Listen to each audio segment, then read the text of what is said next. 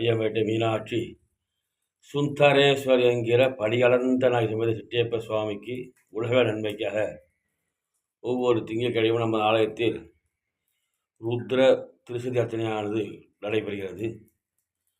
வருகிற பிப்ரவரி மாதம் 26ஆம் தேதி மகா சிவராத்திரி விழா 4 கால பூஜைகளுடன் நமது ஆலயத்தில் சிறப்பாக நடைபெற ஏற்பாடு செய்யப்பட்டுள்ளன.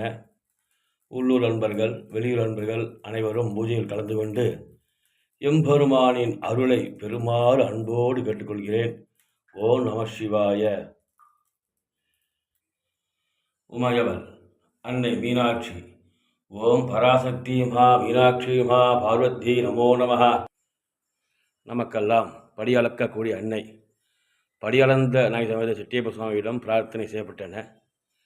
இவ்வாலயத்தில் எம்பெருமான் சிவபெருமான் கையில் திராசோடும் உமையவள் படியோடும் காட்சி தரக்கூடிய ஒரு உயர்ந்த க்ஷேத்திரமாகும்.